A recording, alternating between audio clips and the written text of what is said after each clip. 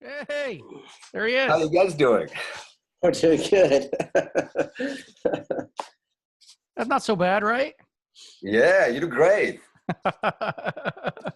Good to see you, Professor. Good to see you too. So that's your office? Oh, wow, that's impressive. Oh, it's part of it. The mess room's in the other room. Yeah. Alan actually has a business. Mine's the basement of my house. Yeah, but yours is way more impressive than mine. Yeah, I mean, it looks more like a traditional, cool martial art outfit. Awesome. All right. Well, it's good to see you again. Good to It's see you, Coach. awesome to see you. So you Excellent. get been busy, huh, after the camp? Oh, yeah. Yeah. You got it, right? Did you get your link to download it? Yeah. Okay, good. Yeah, if you need any more of them, let me know because you're in a whole bunch of them. Okay. Very good. To make sure we're not slacking on you. Yeah, that's true. It's been quite a few camps, huh? Oh yeah, yeah. You're one of the regular fixtures. And it's fun, man. It's it feels so good to be part of that. We love having you. Yeah, it wouldn't be the same. You gotta have one of the origins of STX, right? Man, it feels it's like I can stop thinking of of the old time. Maybe it's age related. I don't know what it is, but it's every time I see Eric, I just have flashes back to seeing him at the academy with training with his pants on, the one that he fought in Japan, and it was just so awesome. When was that? When did you meet him? I met him. I moved here in '92, summer May 1992, and I met Chad right around that time because he was training for France, and then he brought me at the academy. I met Eric, and I think it took me a few months, to really get acclimated to be invited to the academy to come and start teaching with Chad, basically. Oh, okay. So you co-taught classes with Chad? Well, at first, what happened is, so I was training with Chad. I just, got a ride from France and was looking for a place to keep training. And Chad was training with Francis Echina at the time, and it was right by my house. And and we clicked really quickly. And so he invited me to come and as a guest teacher at the academy. Then Damon did the same, and then the academy moved to Westchester, and that's really when things got started because he wanted to really dedicated time to have like a fighters training session, and that's when Eric was starting to fight in shoot wrestling, and so that was perfect.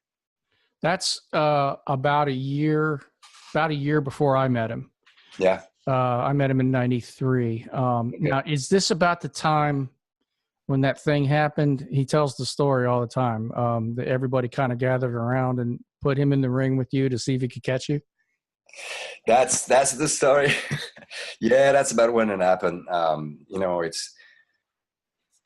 It's funny how people like to put you on the spot. When people don't know what you do,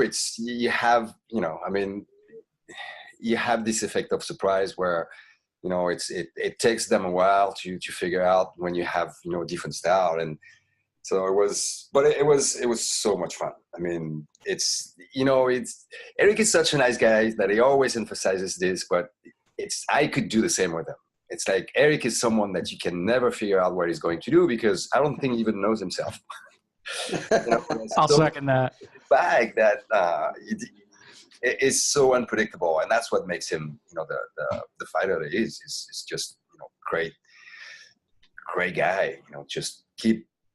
He just keeps coming up with stuff that I don't know. I mean, I can't think of anybody else who can do what he does.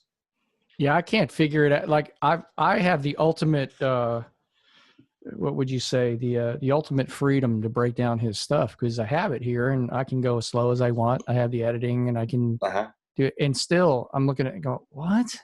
Yeah. Like where did that come from? Like he just. Yeah, I mean, I can make an analogy with the way, like, before he before CSW, and at the time he was training. It was bouncing, right? And so he would come in the morning late, which was driving Chad crazy, with his bag full of stuff. And Eric is that kind of guy. It's like a bag full of tricks. So he would take, stuff out of his bag. He would have like a judo video. He would have some like Savate from, 30 years ago. I mean, he would just pull stuff out of his bag like this. And when he's fighting, he's just doing the same thing. I mean, it's incredible and fun. It's funny because it was such early days back in the crazy days. I was even before. When did Pride start? Oh, that was before that. I think K1 was just starting. Like we were, getting those tapes from like the Japanese or the Thai places. We were getting bootleg copies, watching this stuff together. And so I think Pride started just right after that. I think like there was K1 that started, Pancrase was on, and then Pride started right after that, I believe. Okay. So were you an active trainer of the guys who were fighting? Were you cornering any of them? I was there, it's like I never had a chance to corner Eric. Chad was his main coach, and then Bruce was with him. But no, I never. But I was there when he was training. I mean, every Tuesday, Thursday morning. That's the time frame that we had with Chad. But Chad was the one pushing him. What about Sensei Yuri? Did you ever do any stuff with him and work with him? And I never worked with Yuri. Okay. I never did. It was. When I came to the academy, like I was teaching on the side, and I was teaching at the academy, and I was very, very excited to take all those classes. I couldn't take as many classes as I wanted, but I got to train with Chad, I got to train with Damon, I got to train with Ron Baliki, but Yuri, I never did. Like there wasn't any jiu-jitsu classes, and he was doing Shuto back then, right? Yeah, and I really didn't have any background in anything, it's like wrestling or I mean, I had a little bit of judo when I was a kid, but it was just not something that I was attracted to, just because I didn't have any knowledge of it. Yeah, those guys were nasty back then too. Oh yeah. But coaching, what was fun was coaching the Shudo tournaments at the academy. Oh, I didn't know you did that. Oh, yeah, so I did it, a couple of them. And one of them, there was this fight between Greg and Ron Baliki. Oh, I heard about that one. Yeah, heard about that. Yeah, memorable. Animals. Oh, yeah. It was so much fun. And it was fun because, the judges would be, who were the judges? Richard Bastille, Guru Dan. Nice. And who was the third? Yuri. Wow. I think, yeah. So those were the three judges. So there you go. Holy crap. No pressure. Exactly. And then the coaches, he had me and Damon, and on the other side, Eric was probably coaching. I don't remember. We have to ask him. Okay. Well, you're always welcome. We'll have to have you and guys coming one after the other, fight after fight, and half of the guy we didn't know. And really, they had people from outside the academy coming in. Oh yeah, there's people from all over the country. I think Jeff Jones fought in that one, right? Yeah, that was another good one. Who did Jeff fight? Do you remember? I do not remember. Because Jeff was a killer too. He was. He still is. Yeah. I hear Chad still is too. I hear he's still really sharp. Oh yeah. I mean, like Chad to me is always been a model of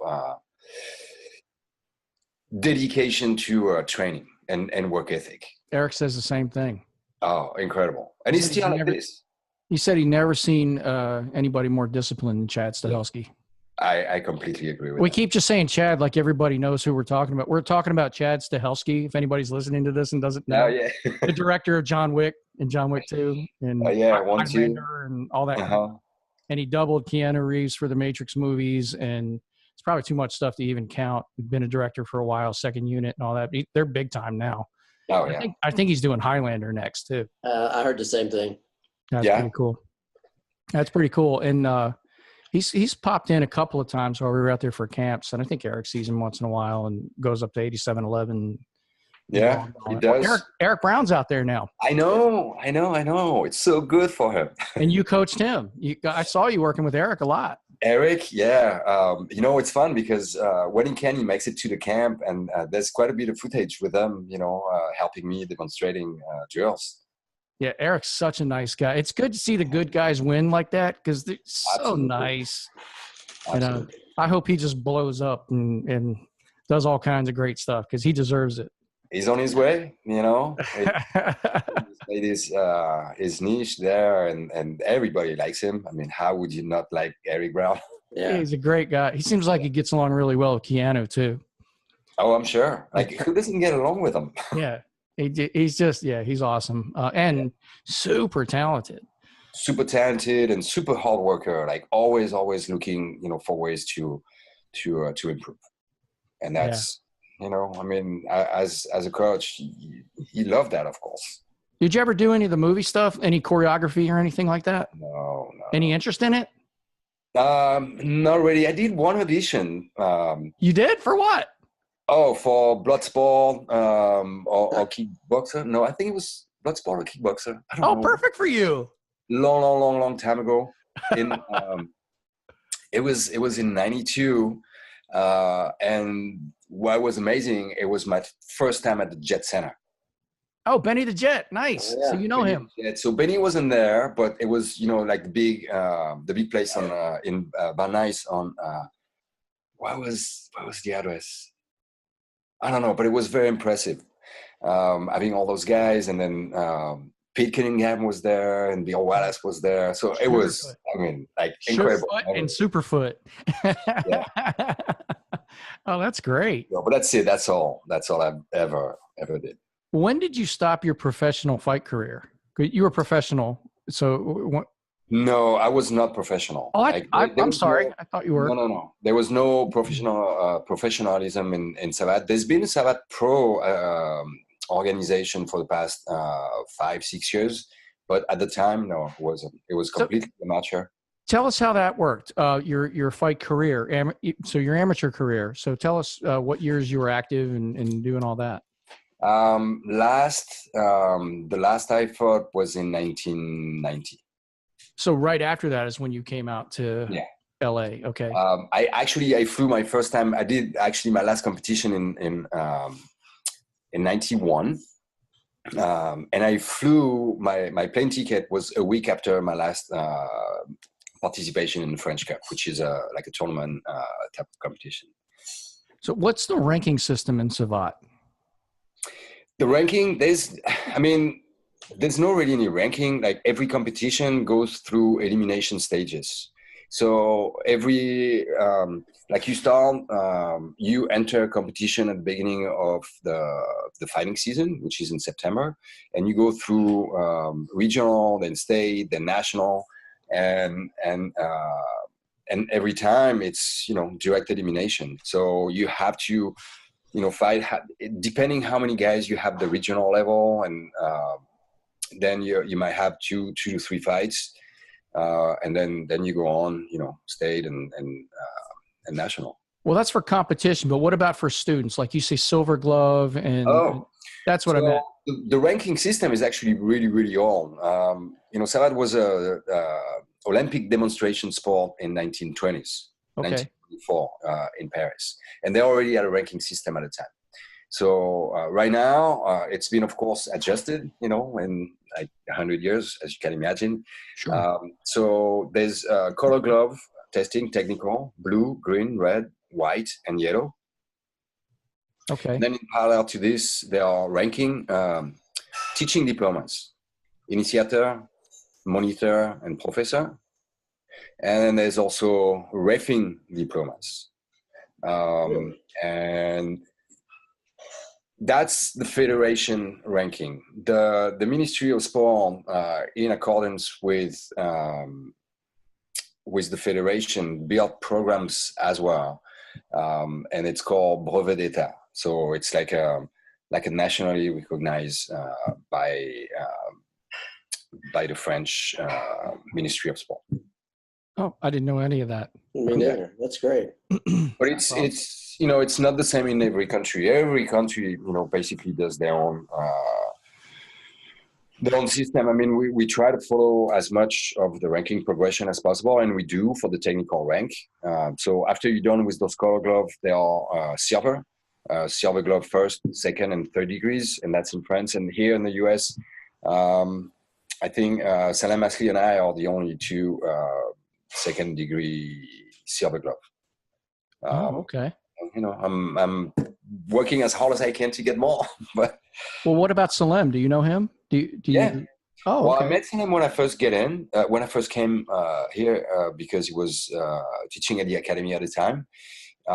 So I was part of the association that he created with Francis Echina and Ed Monahan, and at the time. So we created the California Savate Association. He had one of his students that actually did all the paperwork. And from that point on, we worked, you know, trying to get people from other states together to set up a national association. And the president of the U.S. Savate Federation is Roger Larry, and he's based in Chicago. He's from the Duggerberg Academy, the lineage. And he's been doing it, you know, since the 80s. I mean, so he's the acting president right now. And, you know, if anybody's interested in you can go on the website. It's really well laid out. You can become a member and help support the association. And any help is greatly appreciated, because we have such a hard time raising funds to send you know, fighters overseas and to organize things even here, because such a big country, it's difficult to function as a non-profit association. What is the website? It's USSF. I'm not sure. We'll put it in the show notes. We'll research. Okay. So yeah, it's the United States Savate Federation. Okay. So I don't have it in top of my mind, but no problem. So, Professor, do you do those promotions, those instructor level promotions? Yeah, like I do. You know, we did with Francis and Salam in 1992. I think that was basically the last time we did actually test people for professor, not for professor, for monitor with. So there's different part. There's a written part encompassing biomechanics and, you know, kinesiology. There's a part about history. There's of course pedagogy and you know, and teaching with a specific goal in mind and specific public. And the technical part. To be a monitor, you need to be yellow glove. To be a professor, you need to have at least silver glove. So that's the way it goes. Like the technical rank allows you to go for certain teaching diplomas. Well, I know there's probably somebody out there, school owner like myself, that would say, I wonder what the process is to get involved with that.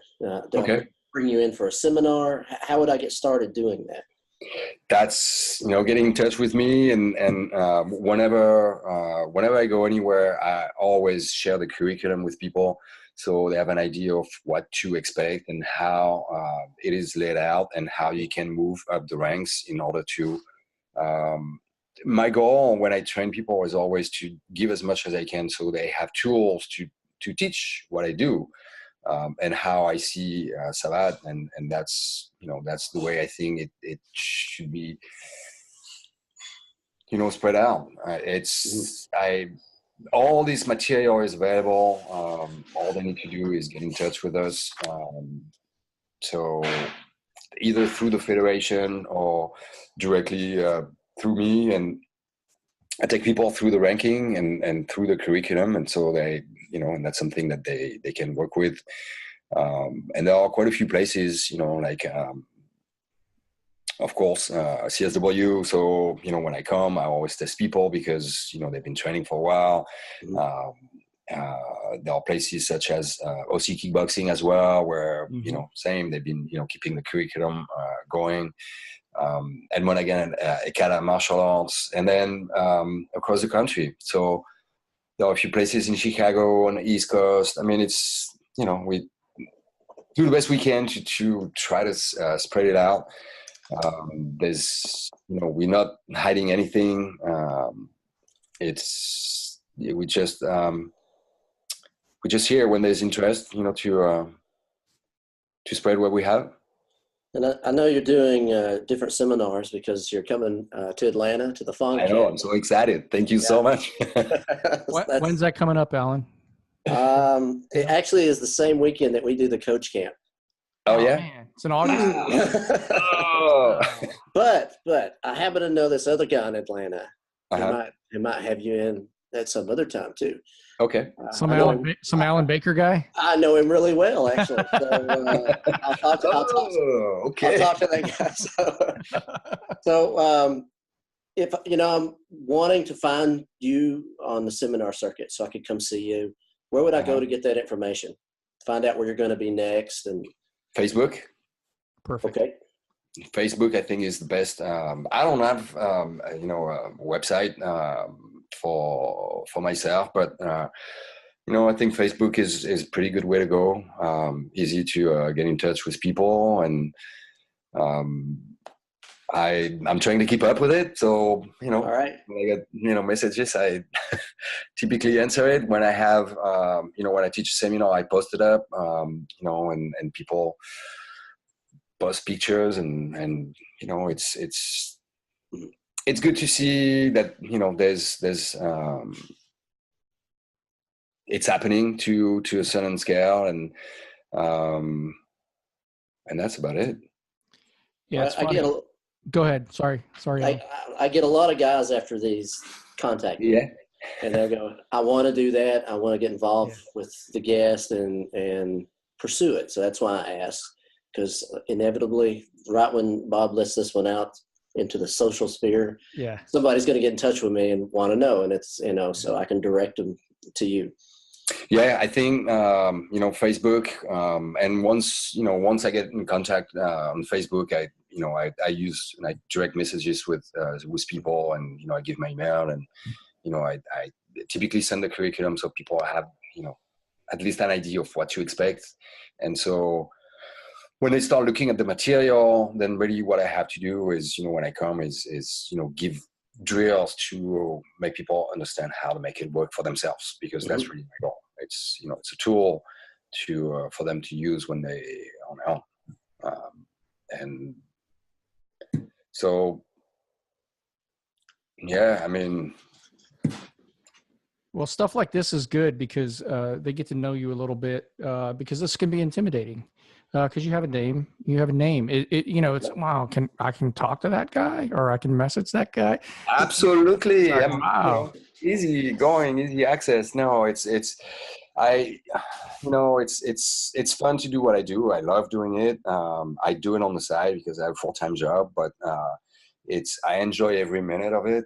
So anybody who's ever interested, it's my pleasure to answer any question people may have. I mean, that's, that's what I use Facebook for. I mean, that's it. Just contact for, Savate, and I get, to post stuff that I enjoy, that, or that I share, that I see on other people's pages, and that keeps me involved and thinking, and because the thinking process is very important. If it doesn't happen, then you don't change, and if you don't change, then you don't improve, and if you don't improve, there's no reason to keep doing it. So I mean, the teaching, social media has been awesome, and having the chance to be at those camps and see people coming with different background, and looking at people who keep coming up with new ideas, like Eric and Greg. It's look at those guys and you wonder what kind of brain they have to be coming up with stuff like this. I mean, and it's you feed off people like that. You know, that's what's fun. That's incredible. Both of them. And lately, someone is coming back into the fold from Europe. Rick Young. Yep. Oh wow. He's going to be at the next coach camp.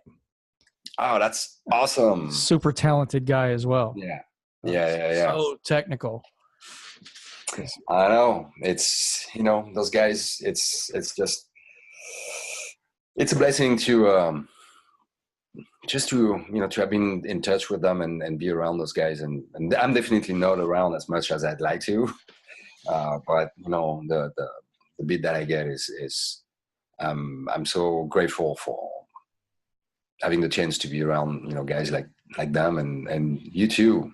You know, you guys incredible. You fit right in. I tell you that. And, you know, what you've done to grow the CSW family is pretty incredible. So you can. Thank you.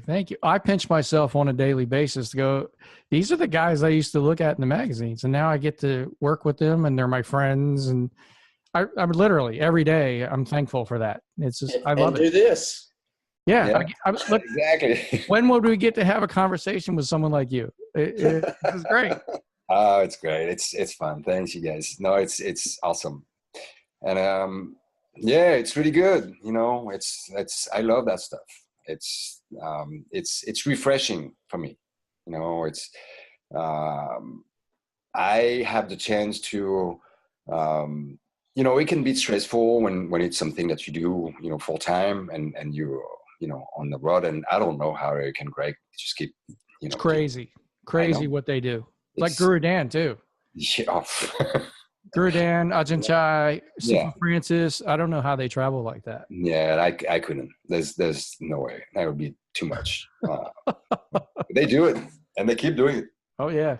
It's the work ethic. Like Greg's always in his car, like just posting things these days because he's so busy. Eric too. Tanya's always running around. Yeah, that's the thing that's incredible with Greg. You know, you see him in his car and he's thinking, and he's just, you know, it's recording those thoughts, and I think and that's the thing with people like that. It's, you know, there's so many opportunities to, you know, you think about something and then you don't put it down and you forget about it. And Craig doesn't do that. Like it comes, you know, he has this reflex, and it's so good because that brings so much, you know, to anybody who's around him. I mean, I watch him at seminars, and he, you know, at the camps and stuff. The guy's always got his notebook out. Yeah, he's always taking notes. It doesn't matter who has the floor. Greg will make a note. Like it'll be a series of notes, or if it's something. This is Greg Nelson. He's one of the best martial artists I've ever seen in my life.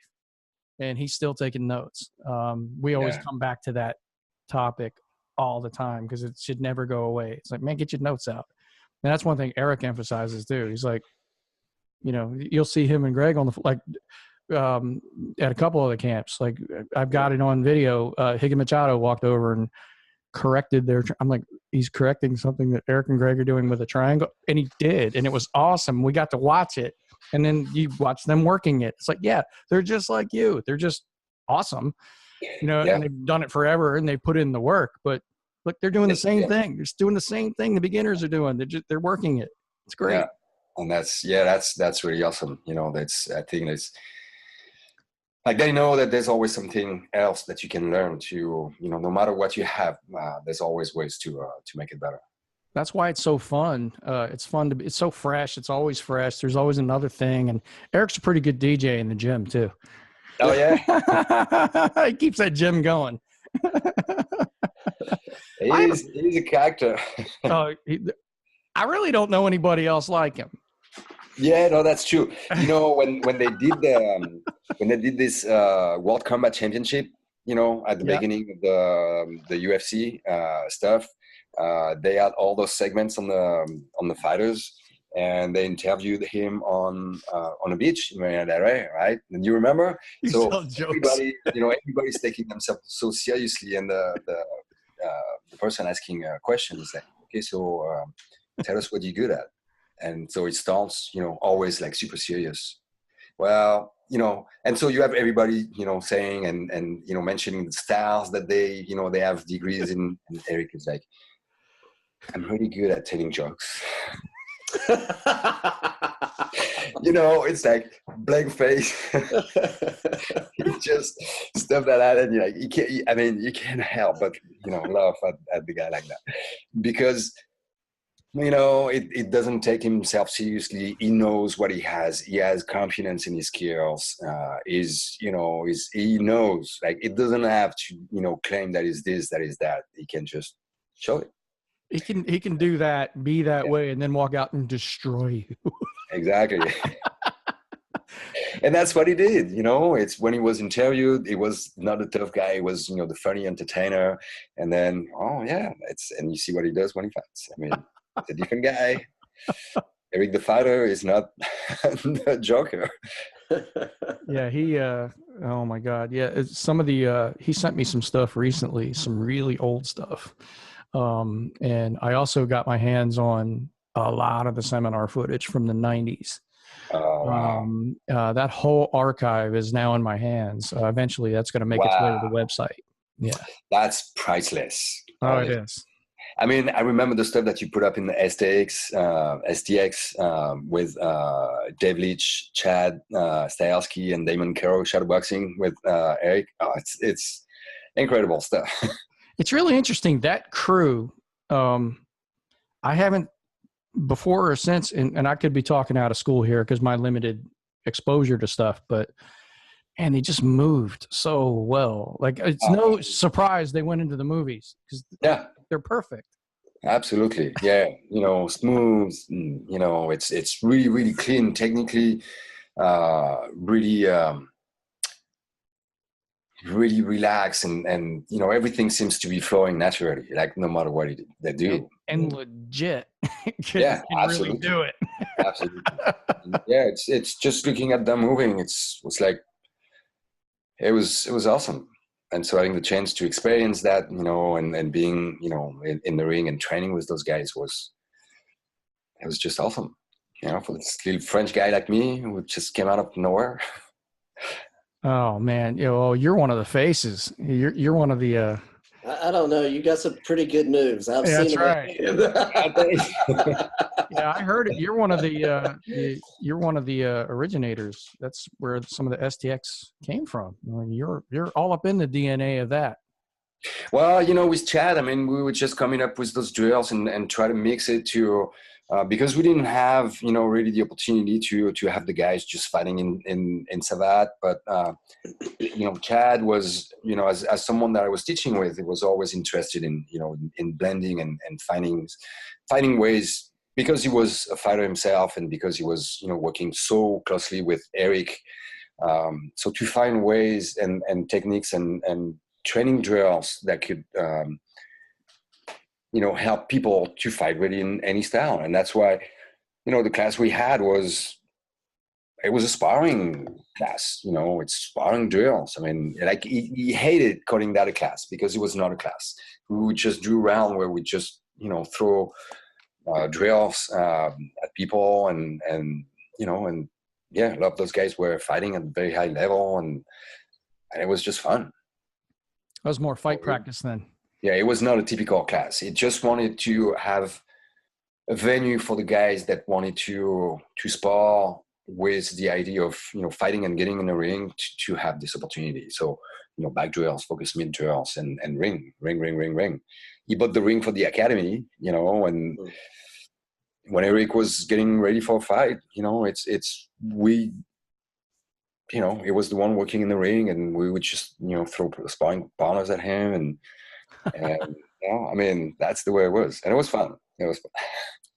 Oh, it's funny because that's that early era. They really hadn't figured out MMA yet. Like it was that was UFC was 93, right? That's when that started. Yeah, I think the first year was 93. So yeah. When like people would come in with one boxing glove and you didn't know there's no weight classes, you didn't know what was going to happen. Now it's a sport. It's all figured out. On TV, the only stuff, I mean, so there was the shoot wrestling. The shoot wrestling was pretty much the only association that was doing mixed martial arts at the time. I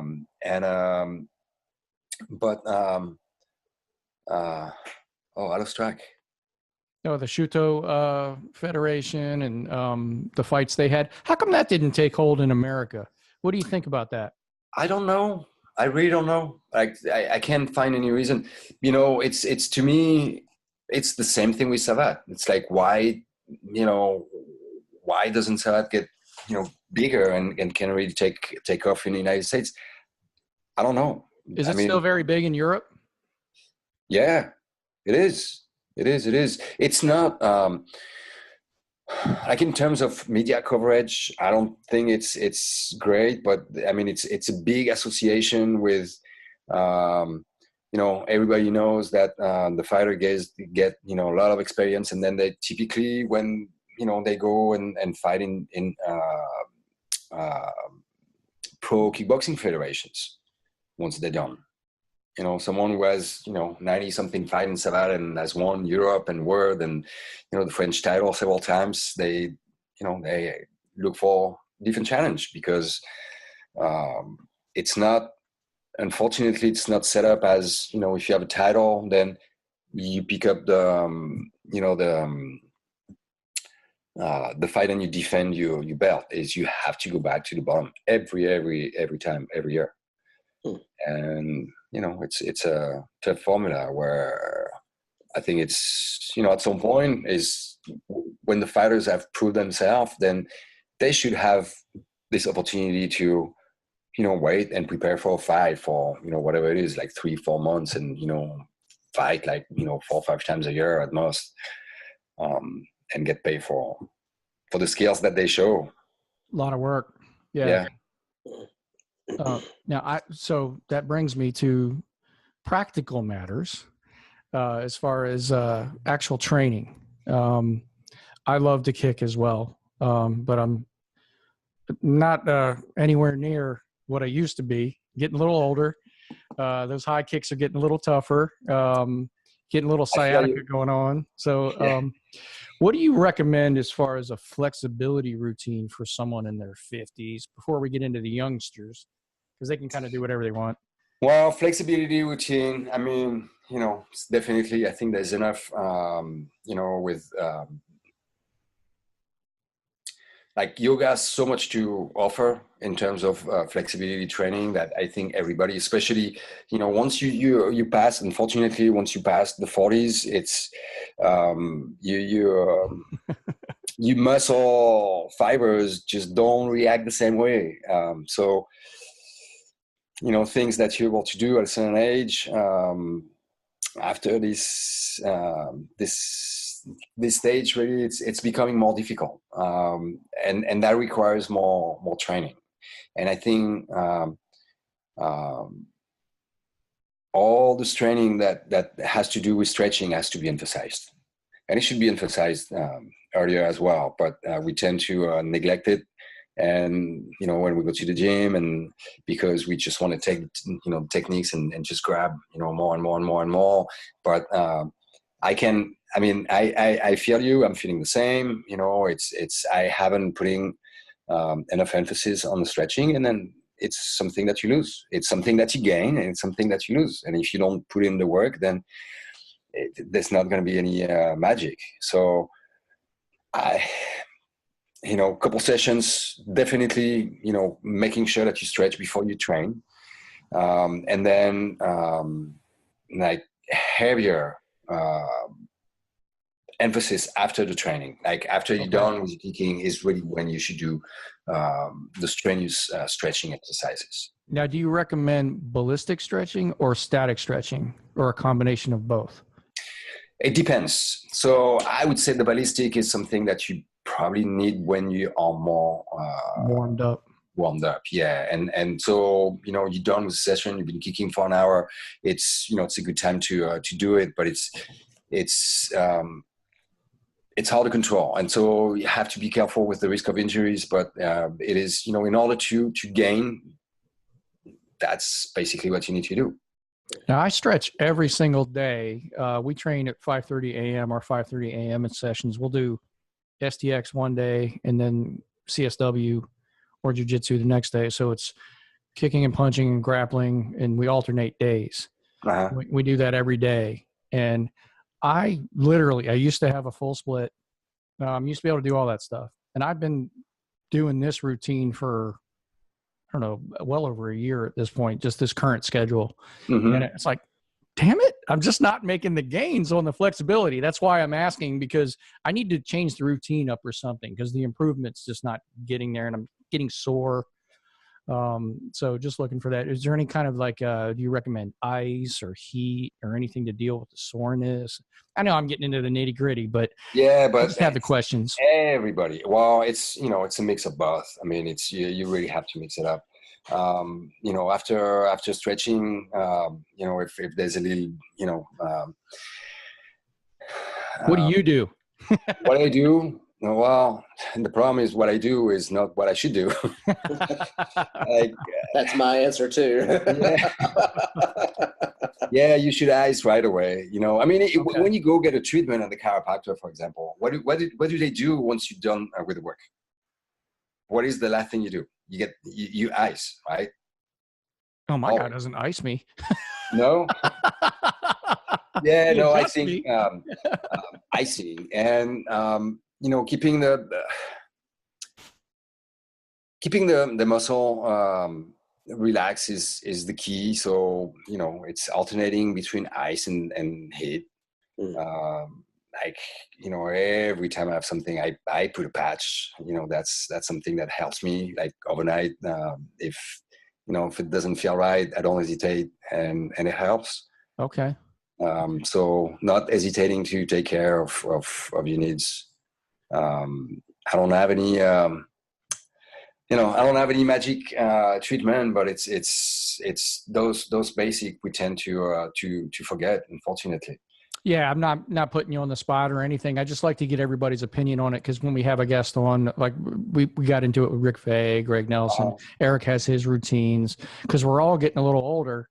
Yeah, and, we're breaking down. I know, and it's what I wonder is it's someone like Eric, who had so many injuries. I mean, what does he do to keep allowing him to be so busy and be on the floor for like hours every day? I don't know. I know I can't do this. Yeah. I feel awesome after about 30 minutes on the mat. Like everything's flowing and I'm good. It's about that long. Yeah. We get going, get stretching, get warmed up, and, get a few rounds in, and then, okay, I'm there. And then that training's over soon, but it's about 30 minutes in that everything feels good. And right now, everything hurts.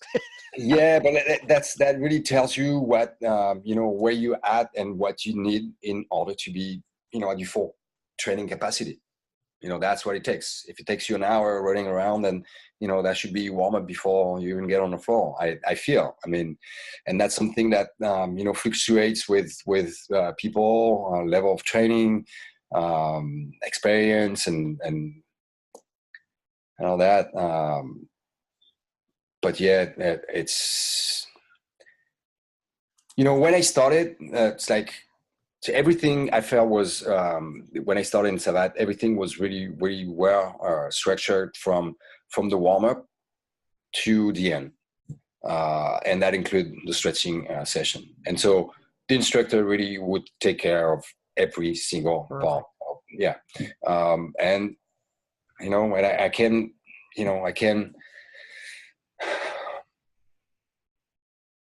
like emphasize enough how important that is to really do all this. When I teach, I know the first thing I start doing is like, I don't take care of the stretching at all. I get people to move around. It's a good cardiovascular exercise, and I feel like, they get ready. But in terms of stretching is I probably don't do enough in my own session. And that's, I'm not afraid to say that and realize that that's probably a mistake that I make. And I also probably don't spend enough time at the end of the session to really organize and dedicate some time for specific Savate training, stretching exercises. And I know that's something that, people might come and might be able to benefit from. But I'm not, I feel guilty not doing this. Well, we're not hearing any complaints as far as the camp sessions. We're not hearing any complaints about that at all. Okay. However, you mentioning that, I would Yeah. love to see that in one of the future ones, because I think a lot of us could benefit from it. Yeah. From just knowing what that is. And what you said about the structured classes is brilliant, because another thing that really resonates with me is, Alan as well. And with CSW, we like to build curriculum.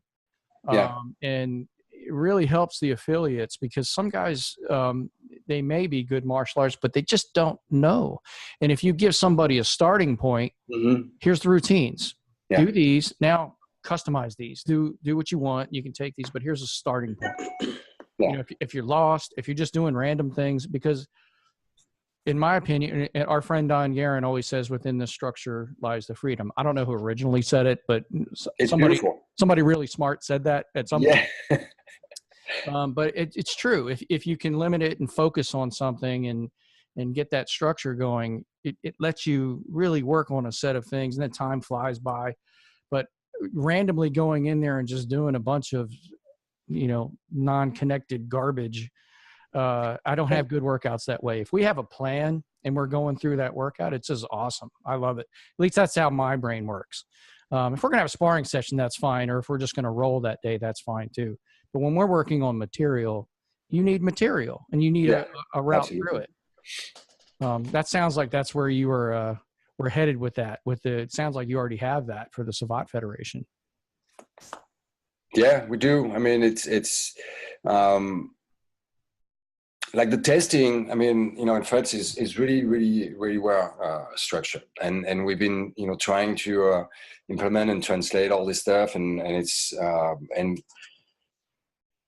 if people are interested, I mean, it's out there. I think that's what makes it like a very, very good kickboxing school, because it's very complete, and it's very, very well regimented, and it's been used as a model for a lot of kickboxing federations in Europe, and that's a good thing. It's again, unfortunately, I think we don't see enough of it in the media.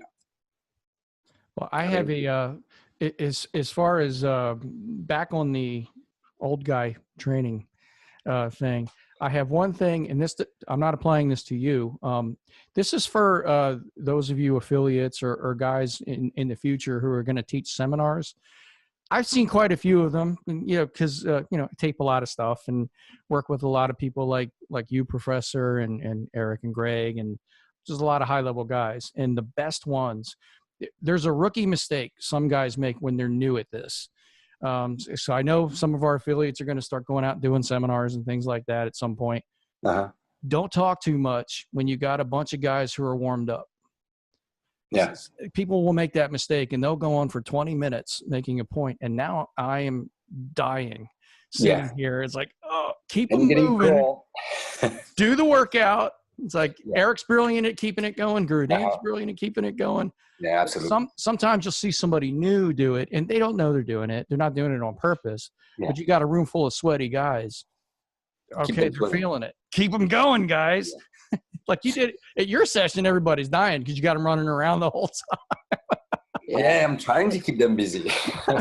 Active session. It's like, hey, run, chase each other, catch each other, kick. So that's that's right. I mean, I think it's you hit a very important point when you don't have enough maybe experience is what something that helps you manage that a little bit better. But it's talking from all the guy point of view, like myself, is if I get called after I've been warmed up and have 5 or 10 minutes where I'm not doing anything, when I start back, then it's it feels like rust, and that's not good. It doesn't feel good. It doesn't look good. And myself included. So it's definitely something to keep in mind. Absolutely. That's for you instructors out there. Keep them moving. Keep them going. Yeah. What is it? Alan, smiling and sweating. Yeah. And keep the talking form after, the talking during the stretching part. That's perfect. Oh, brilliant.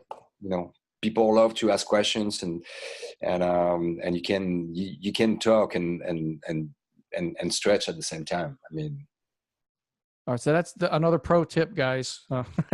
Talk when you're stretching. Yeah. Not during the workout. Awesome, Professor. So, Alan, I've pretty much hit Professor with everything I wanted to get for today. What do you got for him? Do you have anything else for him? Had him tied up here for we've talked about seminars, the association. What are you working on now, Professor? Anything? What I'm working on now, well, I'm looking forward to come to Atlanta. Okay, so in August, right now I'm getting ready to leave and take a break to go to France. So I'll be gone for the month of July, but I'll keep myself busy. I'm going to work with a group in next to London. So I'm very, very, very excited about this because that's another place where I think Savate has to grow, and there's so much there. So I'm looking forward to that. And then when I come back, I'll be very busy in August, and then, you know, once I start working again, my regular job as a classroom teacher, awesome. then I'll put Savate on the side for a little while until January, and then I do seminars. But what I would love to see is to see more, you know, affiliate, including some of the Savate drills, and keep, you know, asking questions to. Just to make it grow and spread, you know, spread the art, because that's my goal. Can I put in a request for every once in a while, maybe film a technique or two for us and put it up on Absolutely. Oh yeah. Yeah. So I film a technique, and you want me to send it to you? Nobody films like you. I would be happy to help you with that. Okay. No problem if you needed help with that. Okay. But you could even shoot things like that with your phone. Okay. And if you needed help with that, or Eric shoots stuff all the time with his phone. He throws it up on Facebook constantly. Yeah. He's constantly doing that. But if you wanted something a little bit more polished, I'm your guy. You got my number. But I would love to see a little bit more of Nicolas Saignac online, a little bit of seeing you move. Thank you. Yeah, so that's my personal request. That would be great. Well, that sounds pretty good. I'll definitely work on that, and keep posting more stuff from from the seminar. I mean, I think it's so exciting when you guys when you do the camp and when you post stuff. I mean, it's really helping in generating interest and enthusiasm about what's happening, and it's just fun. I mean, so yeah, we got to keep doing that then. You're part of the CSW family. We love it. Yeah, we're a tight group. We love it. Yeah, it's again, it's a blessing to be around you guys, because that's really Eric, I mean, I stopped teaching for a while, for a few years, and then, Eric was the one who got me back into it. He does that. Yeah, and I'll never forget that. I mean, if it wasn't for him, probably wouldn't be teaching anymore. Me neither. I doubt it. Yeah, him and Ron Baliki, those are the guys, What about Ron Balicki? So sorry, you just mentioned that. I was going to let you go right now, but just one more thing. You mentioned Ron Balicki. You ever train with him and Diana? Yeah. So yeah, I mean, it was at the same time at the academy. Ron had come from Chicago, and he was teaching, and he was fighting under Yuri with Eric, and he was one of those guys that was at the sparring sessions on Tuesdays and Thursday morning at the academy. I remember him from some of the old Vunak videos. He was in the old trapping videos and stuff. A lot younger, the old Paul Vunak videos. I know. No, he's been very active, and he's been keeping me in his camps as well, and it's been nice. A lot of fun for me. So. I've never met Ron. That's no. Oh my God, never met him. Wow. Well, Ron has a camp, Mars camp in August 3rd through 5th, I believe. And it's going to be in Woodland Hills at in a couple of different locations, and so I'll be part of that again.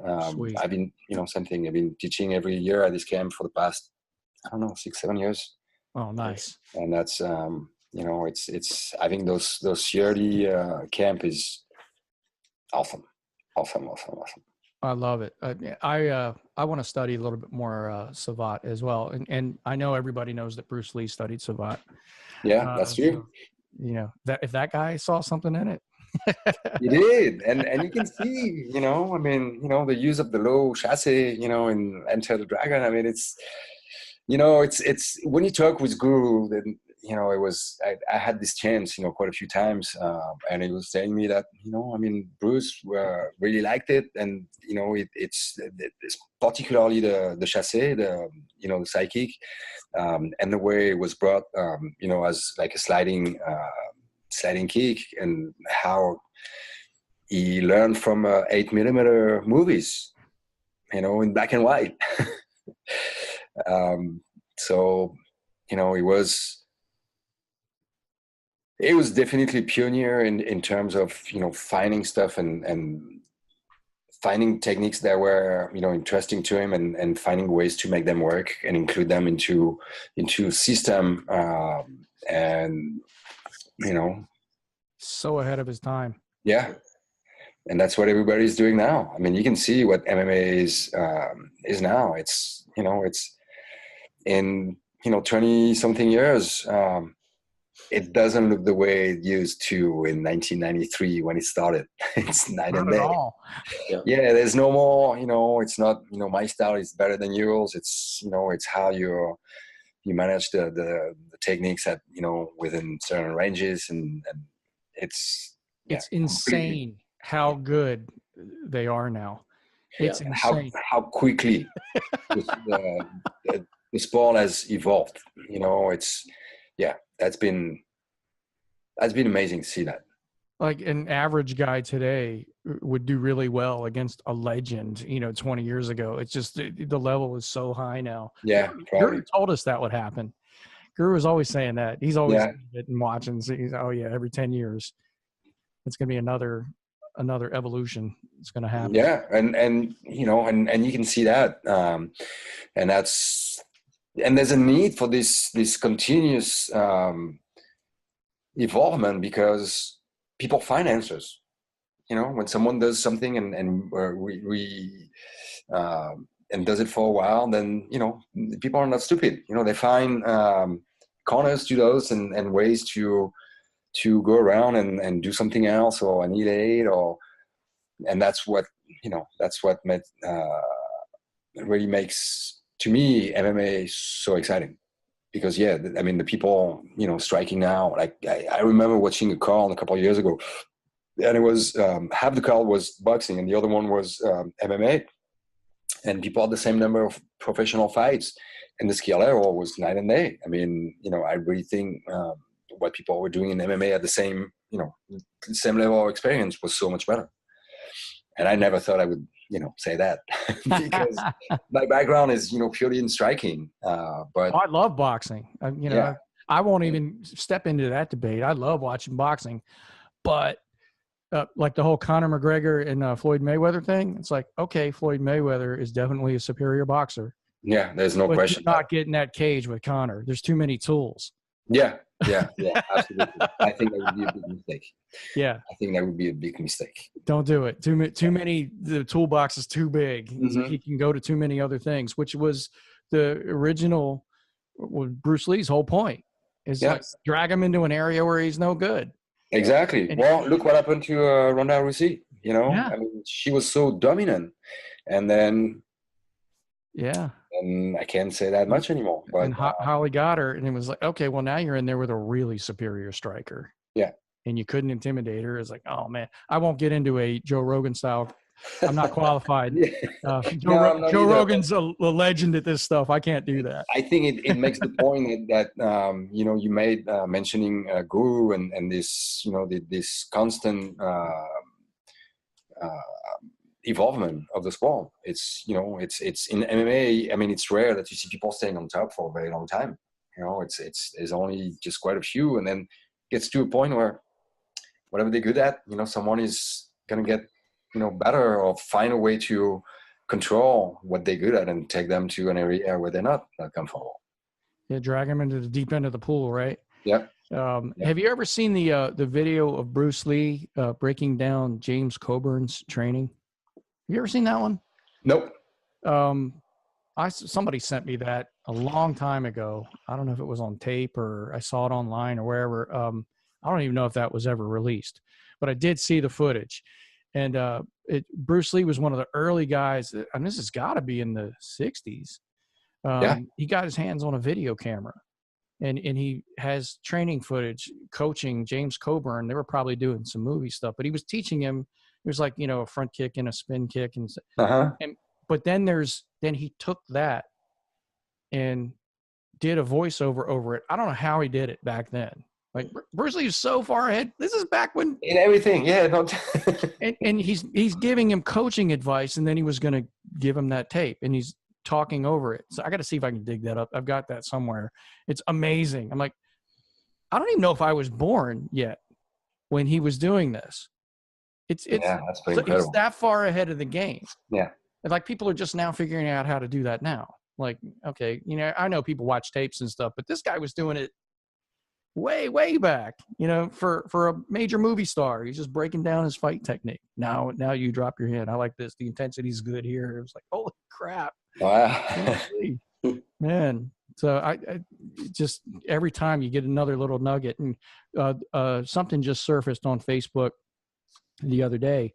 They were shooting a documentary on Bruce Lee, and they were at Guru Dan's Academy, and Chad was there. Damon was there. Have you seen that one? That one's making the rounds right now. Chad still had really long hair. That was a while ago. Yeah, it was at the old Academy. Okay. And on Westchester? Yes, and Chad was about that big, Yeah. real skinny, still scary. And they were doing their demo stuff, and then Guru was explaining. Guru takes off his flip-flops and he puts them on his hands, and he goes, Bruce Lee was the guy who told everybody about this equipment, because even the boxers weren't using focus mitts. Oh, really? So he gets his flip-flops and holds them up. And he goes, we did this. And then he turns boxing gloves backwards and he goes, yeah, we did this. Like, this is what we did. Kicking shield came from football. And he was like, hey, didn't Guru have something to do with that, Alan? I actually remember him talking about it. Oh, yeah. Bringing it out. And I remember him talking about building one on a piece of wood at one time. Bruce Lee had that real big one that he was doing Savate sidekick into. Yeah. Wow. And that footage is out there. I know that's public. The footage of Bruce Lee in the backyard training it just over and over and over, doing that sidekick. Yeah. Just constantly working it. Just super. There's another work ethic that could probably not be matched. Insane. That's true. And that's, it's the amount of work is always what makes the difference. There's no question. I mean, training fighters, you see that. You can see guys very, very talented, early in their career doing really well, but the one that lasts and keep stay on top are the one who put in the work, and work harder and longer than everybody else. Awesome. Definitely what I believe in. It's you get what you put in. We 100% believe in that. We believe in you too. And we really appreciate you coming on with us. Thanks for putting up with us. Oh, that was fun. That was so much fun. Awesome. So when do I see you guys again?